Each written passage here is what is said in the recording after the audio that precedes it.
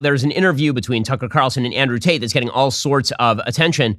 It has 25, 30 million views over at Twitter. It's the biggest episode of Tucker's show that he's done on Twitter for probably a couple of months. And it's fascinating. It's really, really long. It's like 2.5 hours long. So we pulled a few of the clips to analyze them. Here's a little bit of it. It's a very uncertain situation to be picked up on just before New Year's Eve and thrown in a cell without charge. And I'm asking different prison guards and different prisoners, how long am I going to be here? One person was like, I've been here 2 years. I was like, have you been charged? He goes, yeah, but I haven't gone to court yet. Like, everyone's been there for years. I thought I was going to be there for years. And it certainly takes a mental toll on you. And I think jail's a different experience when you know you're innocent. There was a guy in there for murder. He's like, yeah, I murdered someone, I'm in jail. You can your soul and your mind can accept the punishment for a crime. But when you've actually done nothing wrong, I think jail's a lot harder. I mean, one of the things that makes Tate sort of an interesting person and character is this tough-minded approach that he projects toward everything. Now, as far as the actual specificity of the charges, my understanding is that his characterization of the charges is not what the Romanian government is saying what the charges are. You would expect that. Obviously, he's defending himself, so it's not a giant shock that his account of the charges is somewhat different than theirs. And there are also some civil suits against him in Britain regarding sexual assault and all the rest. I'm sure the details of this are going to come out over time. But he was held in jail for a couple of months, and then he was released, but he is still undercharging. So, yeah, again, the outcome is less than assured. What is the Matrix? Good question. I guess some Americans call it the deep state, but I like to look at it in a more global way. When I say the Matrix, I think there are certain agendas which are being pushed. I think the media machine and the judicial systems of the world work together hand in hand. I think the goal is to control people's minds to a point where they don't discuss anything that's important. Now, again, a lot of what he is saying right here is true, Andrew Tate. I mean, there is an overwhelming consensus between members of the media and members of the government and members of corporate America. And that's true globally as well. And they can create a narrative that just is not true. We saw this with the Trump-Russia narrative. We saw this with the idea that everyone, including small children, had to be vaxxed for COVID or everyone was going to die and all of the rest. You know, he's not wrong about that. Yeah, I think that he over-attributes to the Matrix. In other words, every symptomatic failure is obviously attributable to the Matrix. So it's again, I think that there is such a thing as middle-level bureaucracy in the United States government who are responsible for doing bad things. Does that mean that every bad thing that happens is attributable to that middle-level bureaucracy? I don't think so. But his overall take that there are forces at work that are consolidated with one another and pursuing certain narratives, obviously that's true, and that's one of the reasons his message is popular. Why do you think support for the war in Ukraine, support for Ukraine's side in the war against Russia, support for a war against Russia in the West, is kind of the bottom line issue for the people who run the U.S. government and for the American media? Why? I mean, I guess you could argue about it, but there isn't an argument about it in the United States. There's a position, and anyone who doesn't hold it is attacked and punished. Why? Why is that so important? Well, the first thing I think we should all do is I think we should all give Putin credit for curing COVID, right? Because when his invasion happened, COVID went away. So I thought about that. Think about it. It's almost to the day. So we have to give him some credit at least for doing that. He may be the bad guy of the world, but at least he cured COVID for everybody nearly instantly. Fair. Thank you, President Putin. I, up until this point, never really commented too heavily on politics. Yes. But I understand very well, I like to believe what's happening with Ukraine and Russia. And what I will say to the people who are watching this at home is that if you are naive enough to believe that there are good guys and bad guys in wars, and it's as simple as good and bad, and that the bad guys are crazy and the good guys want freedom, then you need to do a little bit more investigation into what's really happening. And when you look at the vested interest of any country or any person... Can I just ask you to pause and just comment? That's the truest thing, what you just said. That is and anyone who doesn't understand that should shut the up.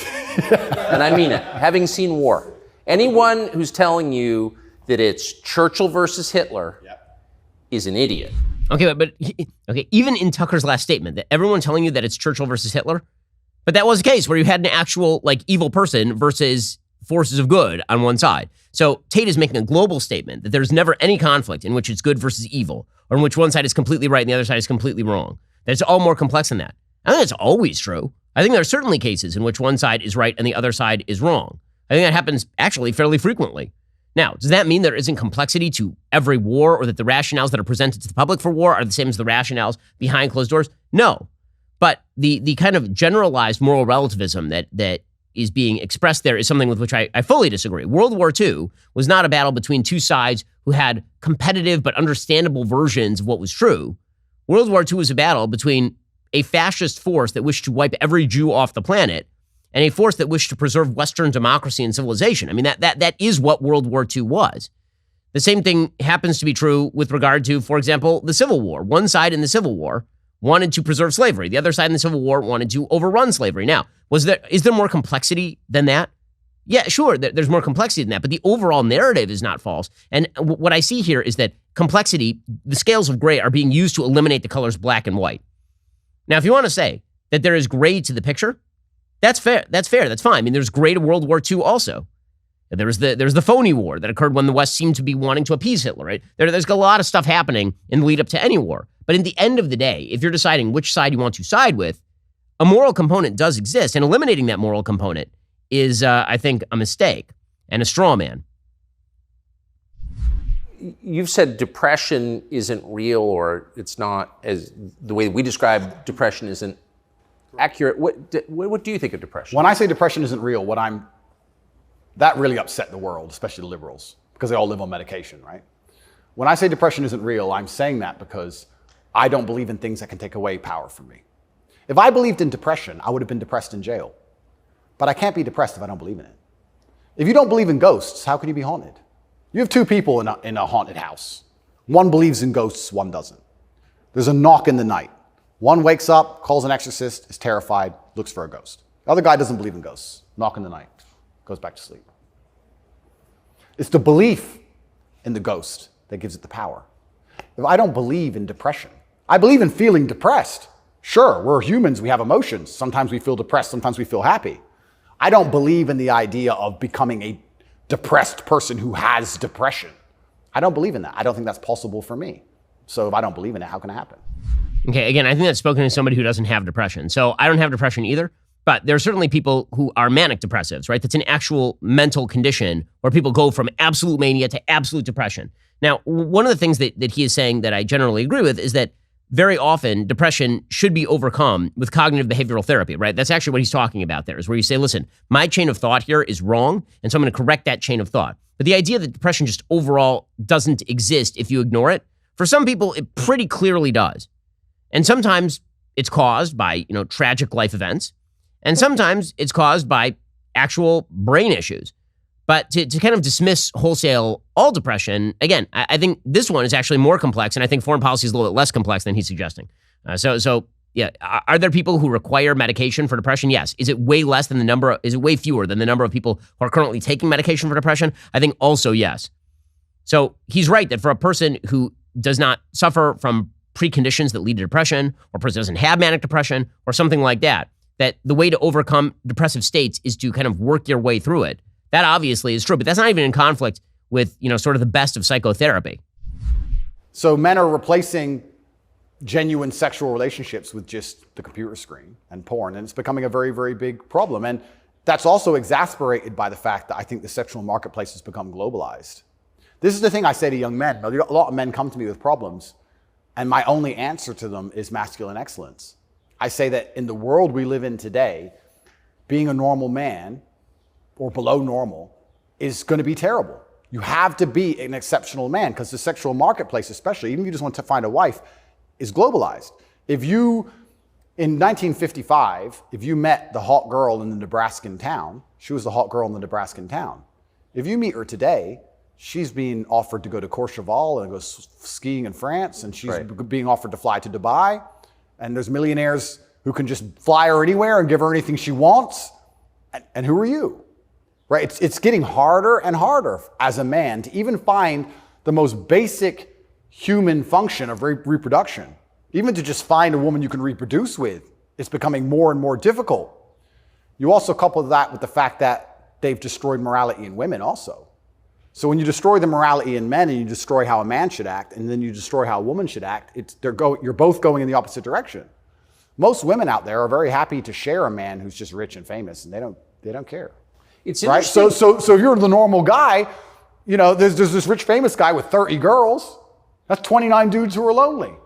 And they end up watching porn. And if you have a porn addiction or you have a problem with porn, you have a problem with yourself. Because I guarantee if you were the kind of man you're supposed to be, you would have no time for that. And you wouldn't need it. Okay, so everything he's saying here is true. Okay, well, so I have a lot of quibbles with Andrew Tate. This is not one of them. Right? What he is saying here is absolutely true.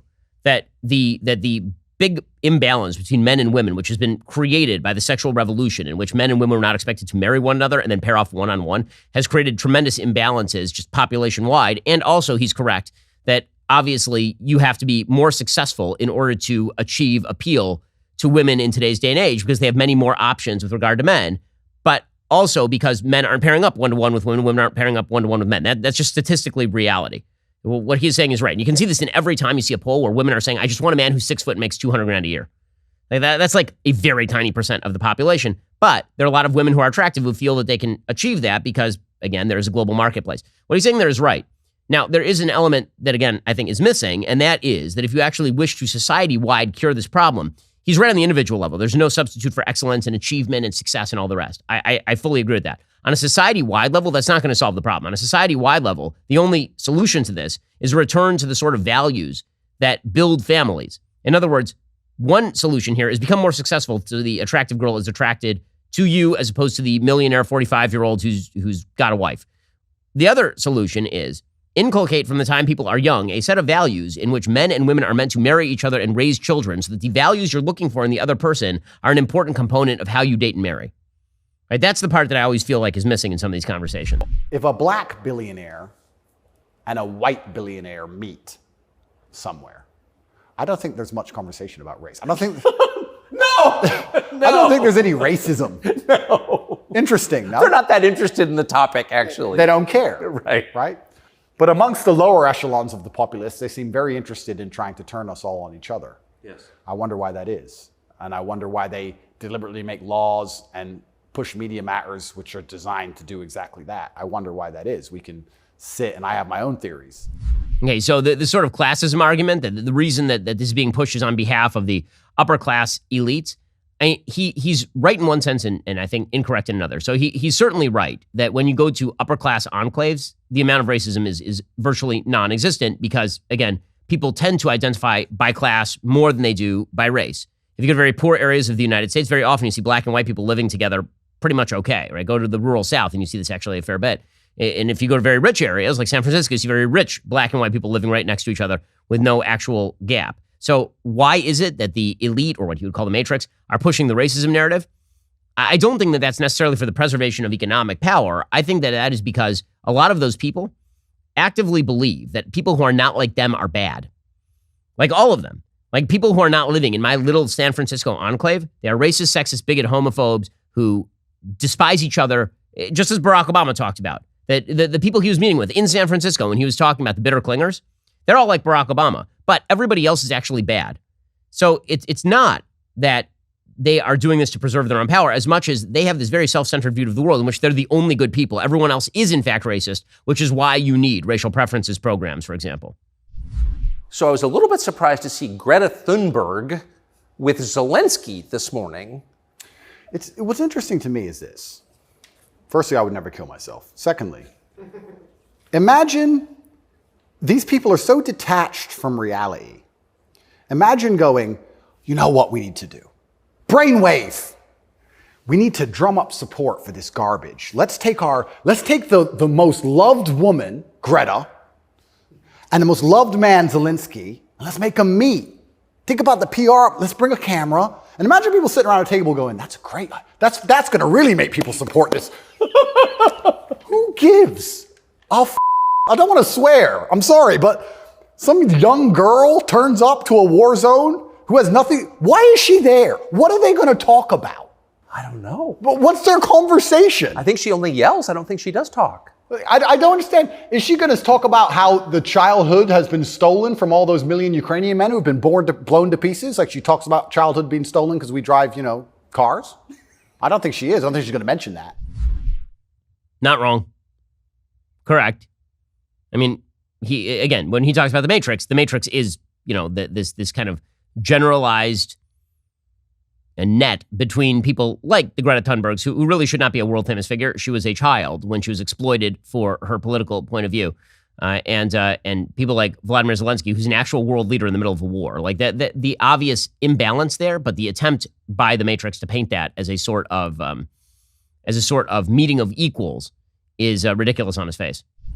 So every survey of female happiness in the West shows just a straight decline since about 1970 till now. Women are becoming less happy in the West. I think it's very obvious.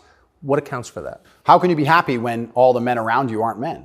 Right? We are the most beautiful union that God has possibly created on the planet. A feminine woman and a masculine man. It's the most beautiful union that can possibly exist. It raises children the best. Both parties are happier. Both parties gain. It's a net positive for everybody. There's no negative. There's no downside. But if you destroy one side of the equation, then the other side is going to be completely and utterly miserable and unhappy. How as a woman can you be happy if you can't find a man who you believe can protect you, provide for you, sticks up for you, has morals, has principles? There's none of those men left. So then what they do is just go from man to man trying to find it. And by the time they've been through enough men to maybe find someone semi-close to it, they've been through too many men to ever be happy. And then you have the absolute destruction of Western society. We talk about why men don't get married anymore. I can tell you why I wouldn't want to get married in America. I don't see the point in being married to a woman who's had so many partners before me that she can't properly pair bond with me, and then giving her the opportunity to financially destroy me. I think that would be a bad chess move. I mean, again, everything he's saying is true. So he should get married and he should be monogamous and have kids. Because the union that actually provides all of this is the marital union. It is not, in fact, cam girls. So many of the things he's saying are absolutely right. As I've said before, I think that Andrew Tate's big gift is that Andrew Tate is very good at diagnosing problems. I think many of his solutions don't meet the test of the problem. I think that very often the solutions are incomplete, or very often the solutions are correct in rhetoric, but not in action. But when it comes to diagnosing problems, I mean, this is the reason he's popular. If he weren't putting his thumb on something real, he wouldn't have millions and millions and millions of followers, obviously.